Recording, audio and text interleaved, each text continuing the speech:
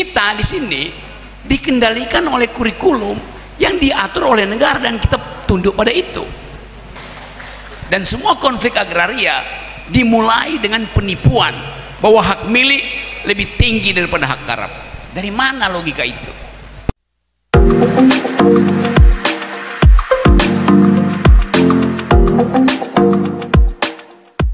Baik, oke, sesi kedua. Ada yang ingin bertanya? Iya Mas, nomor 1. Yang kedua, wanita, keseimbangan wanita bertanya. Ya Mbak, yang ujung ya, cewek ya. Yang ketiga, sorry ya, dari sisi sini dulu ya, nanti yang berikutnya. Ya Bapak, silakan Pak. Oke, langsung Mas.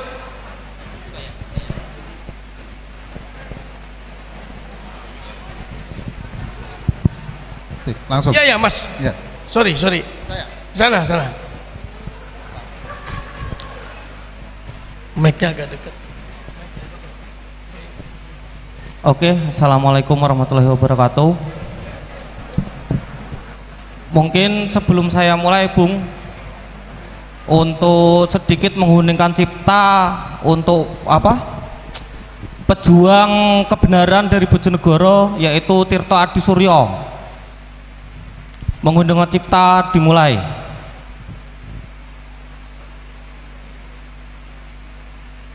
Selesai. Saya berangkat dari spirit yang dibawa Tirto Adi Suryo dalam melawan penjajahan dan menumbuhkan kesadaran nasionalisme untuk merebut kedaulatan bangsa seperti itu. Sebenarnya Bung, peningkatan dana bagi hasil yang dihasilkan oleh migas ketika trennya naik itu tidak diikuti dengan nalar kritis mahasiswa, dosen, akademisi yang nalar kritisnya naik juga Bung, seperti itu.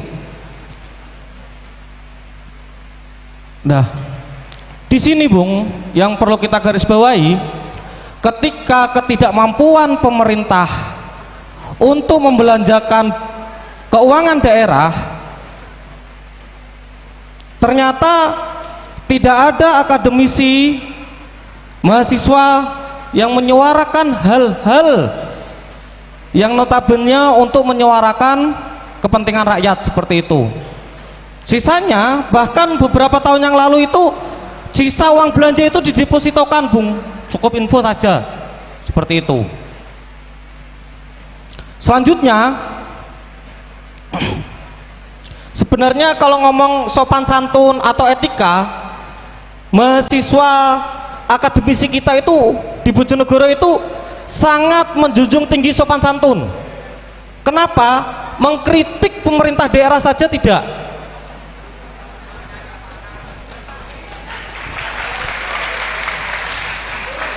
Apalagi mengkritik kelasnya Pak Prabowo. Oh, sangat tidak mungkin. Seperti itu Bung. Soalnya mau tidak mau penjajahan gaya baru hari ini bentuknya investasi Bung.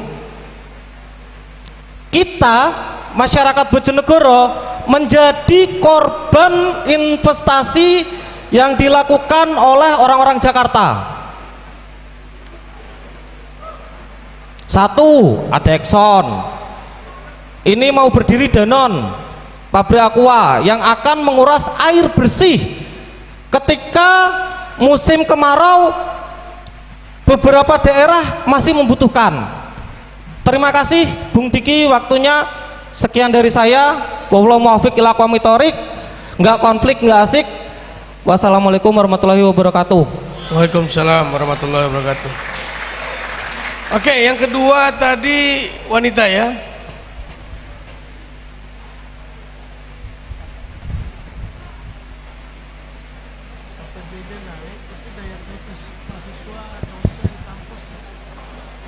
Selamat malam semua.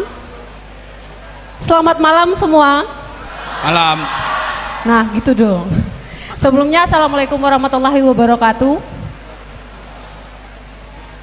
Terima kasih atas kesempatan yang diberikan. Yang saya hormati Bapak Rocky Gerung selaku pemantik pada malam hari ini. Lagi-lagi Pak, saya di sini ingin mengkupas terkait masalah pendidikan Bapak, karena kami di sini mahasiswa IKIP juga merupakan cikal bakal guru nantinya. Jadi tidak terlepas dari masalah pendidikan dan juga kebangsaan. Bapak tadi sempat menyinggung bahwa pemikiran-pemikiran akademisi.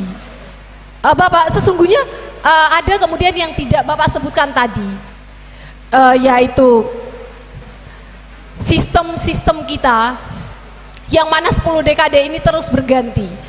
Menurut Paulo Freire dalam bukunya Pedagogy of Oppress, dia menyebutkan bahwa pendidikan tidak hanya mengajarkan terkait bagaimana baca tulis ataupun hal-hal bersifat akademis, tetapi juga karakter bangsa. Di sini yang saya ingin pertanyakan Bapak, menurut sudut pandang Bapak Rocky terkait 1 dekade terakhir ini terkait kurikulum yang sering gonta-ganti Bapak, ini bukan hanya masalah sepele. Baru-baru ini viral di media sosial, anak-anak SMP kemudian yang belum bisa baca, tidak tahu singkatan dari MPR, bahkan hal-hal dasar, itu sangat miris Bapak. Saya kira mungkin ada solusi ataupun jawaban dari Pak Rocky dari segi filsafat kebangsaan itu sendiri, kita harus seperti apa Bapak untuk menghadapi atau menyikapi hal tersebut. Terima kasih. Ya. Yang ketiga tadi bukan ini ya, Mas. Mas, kejauhan Mas, ini Mas. Ya.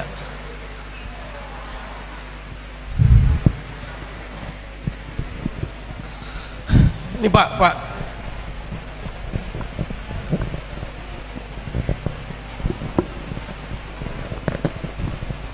Selamat malam untuk segala kebijakan dan ilmu pengetahuan.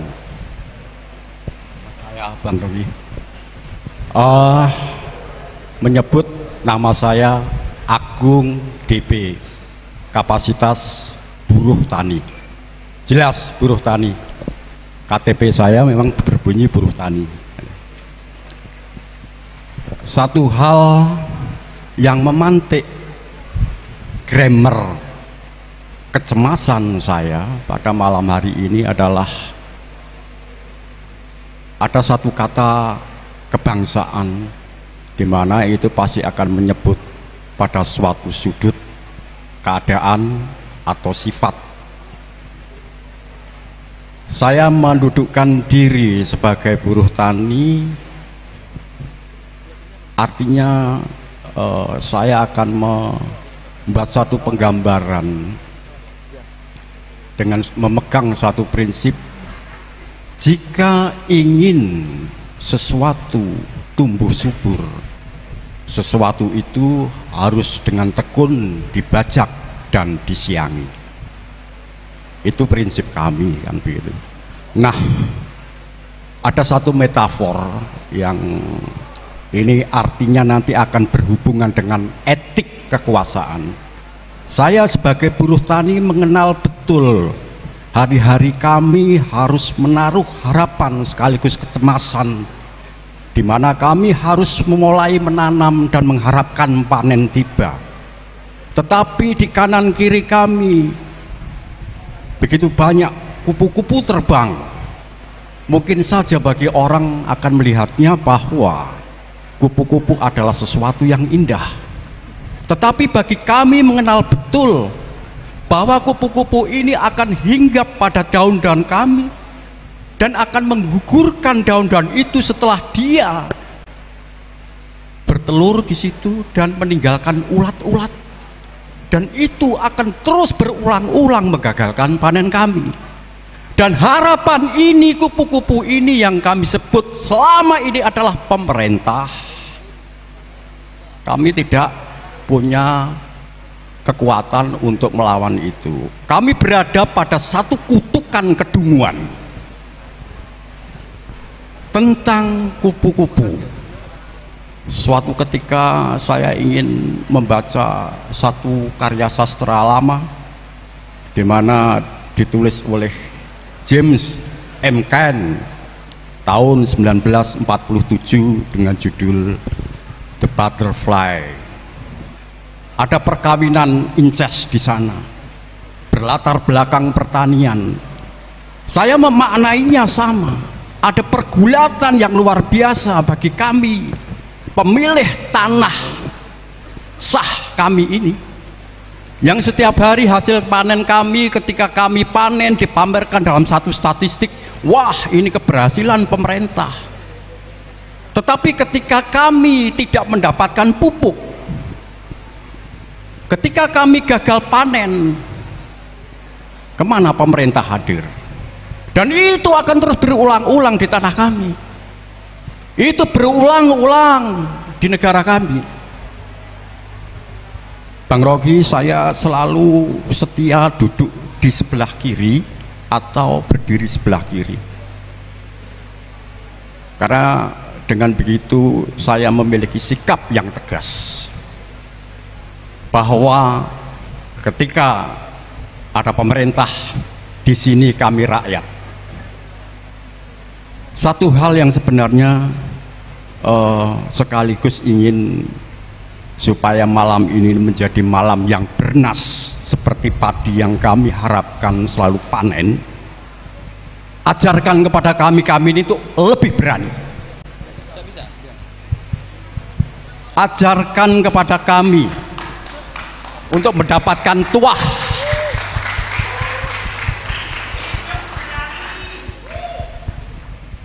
Kami terlampau lama menerima tulah, Bang Rogi, bukan tuah.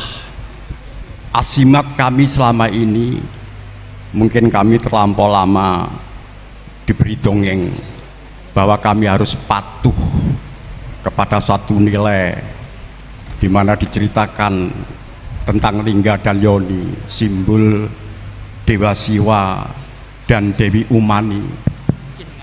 Ada satu persetubuhan antara negara dengan rakyatnya atau pemerintah dengan rakyatnya, sama seperti Dewa Siwa atau Dewi Umami atau Umayi, sama seperti cerita di Butterfly. Semuanya adalah yang menindih kami. Di pilkada ini pun kami ingin mendapatkan sesuatu itu agar kami bisa melawan. Hari ini kami tidak melawan. Hari ini kita berada dalam satu kutukan. Sama sekali tidak ada perlawanan. Ketika kuku-kuku kekuasaan itu hadir pada kami, justru kami berkelahi sendiri dengan kawan-kawan kami. Luar biasa Pak Agung, luar biasa, terima kasih. Apa yang Anda sampaikan luar biasa. Ya, nanti biar ditanggapi oleh Bang Rocky. Bagaimana memberikan semangat keberanian jenengan untuk bisa menegakkan kebenaran soal itu, ya. Iya. Dan sekali lagi kami hadir untuk mendapatkan satu gambaran supaya kami tidak hanya menjadi satu wilayah yang disebut klientelisme, bahwa kami berada dalam satu kutukan yang disebut kutukan BLT. Terima kasih. Selamat malam. Iya, luar biasa. Terima kasih Pak. Itu sangat menginspirasi kita semua, luar biasa. Oke Prof, dimulai dari tadi. Saya yang pertanyaan pertama ada lapisan di dalam batin manusia yang tidak bisa ditembus oleh akal, tetapi dia selalu menghidupkan harapan itu. Anda bisa bedakan antara gimana? Kedengaran nggak? Kedengaran semua ya? Kedengaran? Dapat ya? Oke. Kan ada kepala, di dalamnya ada otak, ada brain.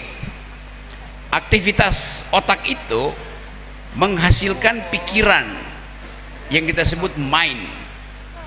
Kalau kita periksa secara kimia, otak kita itu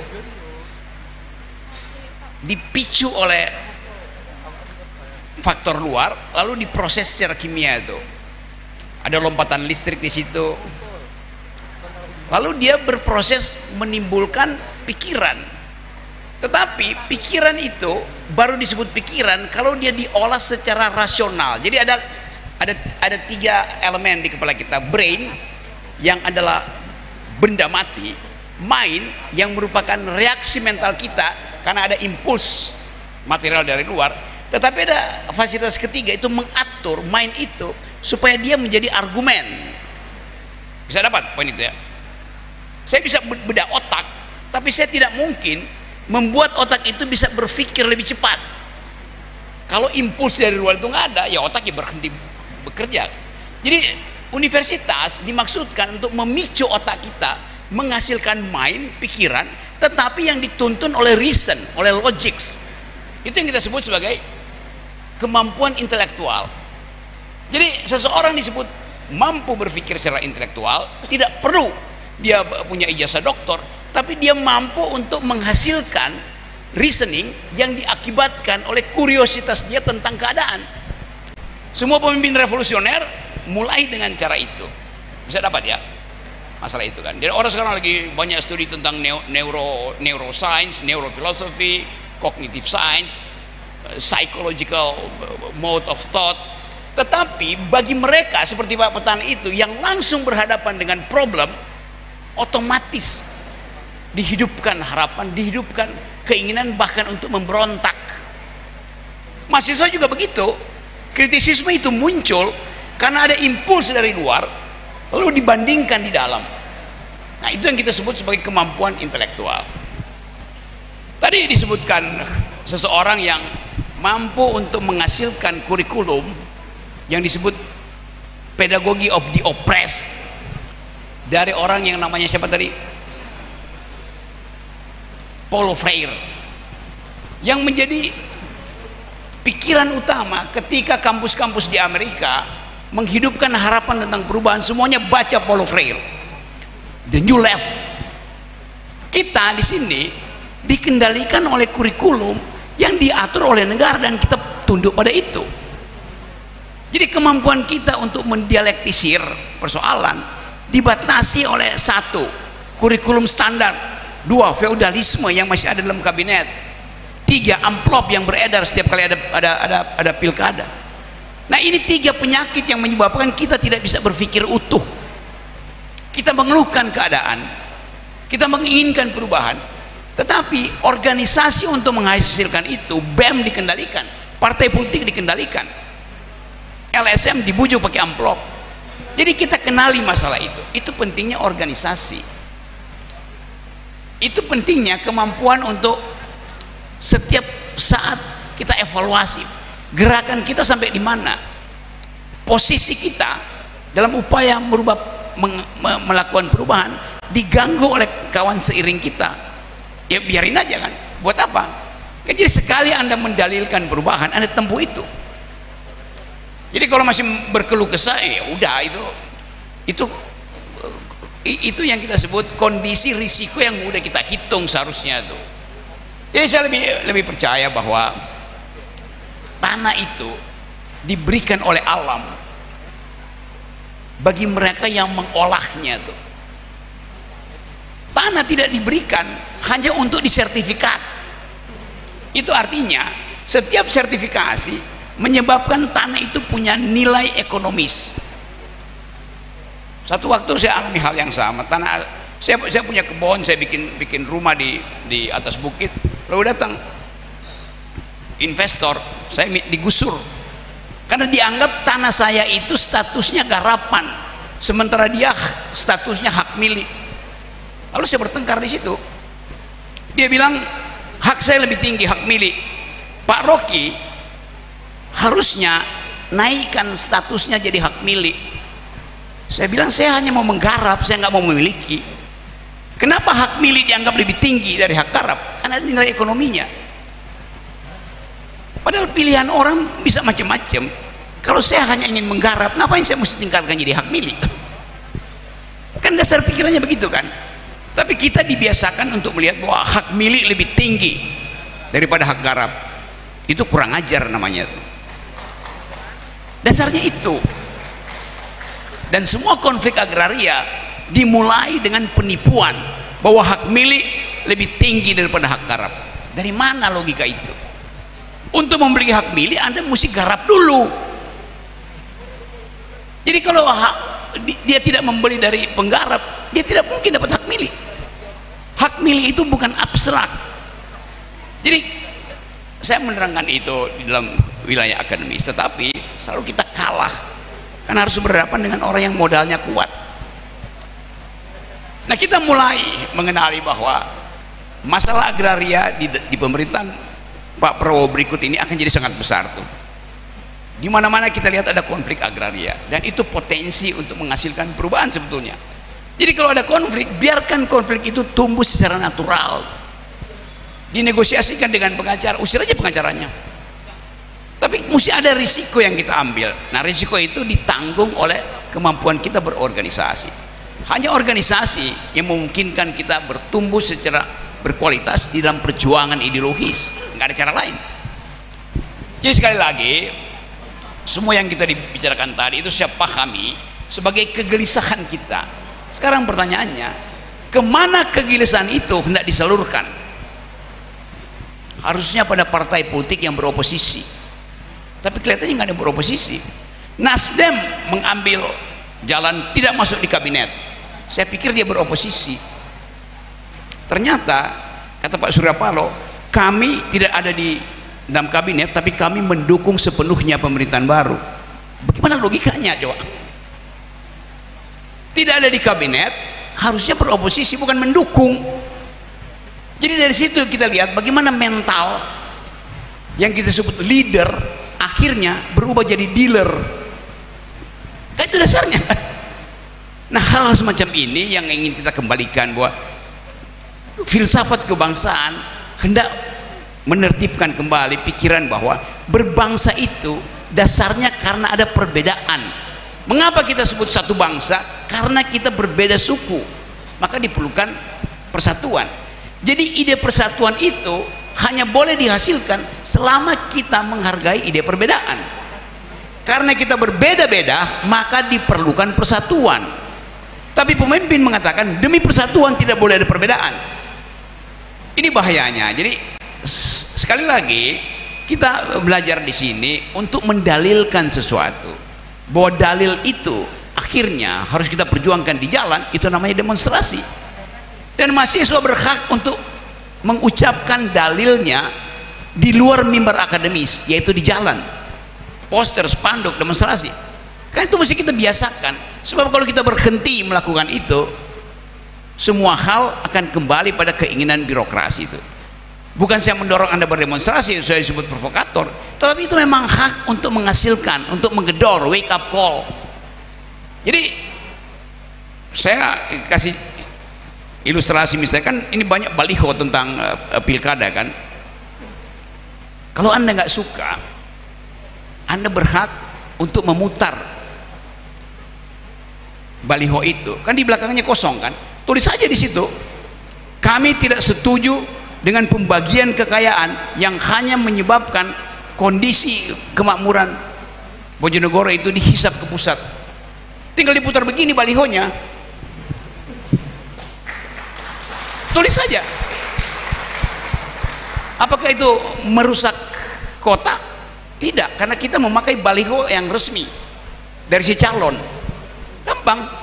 Itu yang disebut kreativitas. Jadi sekali lagi, lakukan sesuatu supaya suara kita itu diketahui oleh publik dan diketahui oleh sosial media supaya viral.